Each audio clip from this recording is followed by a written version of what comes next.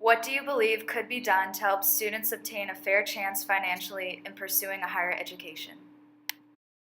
Yeah, I think it first starts with setting some realistic goals. I mean, a lot of the students that we see who want to come to JMU just frankly can't afford to come to JMU. And there wasn't any planning, there wasn't really any thought process into it, there wasn't any saving, there wasn't any elimination of debt. So sometimes it's just maybe reaching a little bit too far financially from where you really can be.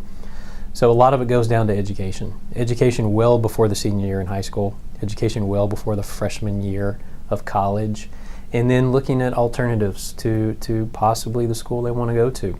We'll oftentimes talk to people about maybe going to community college, or if they're out of state and can't afford it, maybe going in-state and transferring here later. So there's lots of ways to do it to make it more affordable, but it requires a lot of thought, and unfortunately just some people don't really think about it until they're ready to graduate their senior year, and by that time it's a little late. If students cannot afford obtaining a higher education, what do you believe is their best alternative? What is the typical process a student goes through in this particular situation?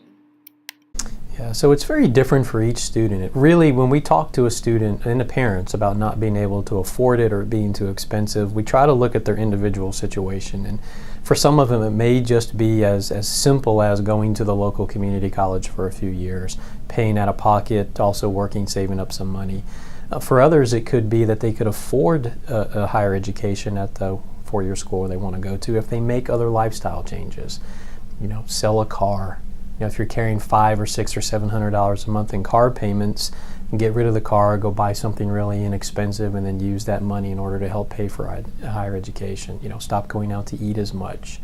I've worked with families over the years that we could find thousands of dollars if they would just make some lifestyle changes while the students are in school. Others, it may just be the student needs to work a little bit. A little bit of part-time employment might just push them over the edge in order to be able to afford their school. So we really look at the individual and look at what their assets are, their income is, and what options they have, their spending habits, and then we'll try to help them formulate the best plan possible. That makes perfect sense. All right, and then last question. Roughly how many students do you admit to JMU on a full ride scholarship, and full ride meaning tuition costs? So we have the Dingle-Dean Scholarship Program, and there's roughly 5 or 6 students a year who come in under the Dingle-Dean Scholarship Program that pays full tuition.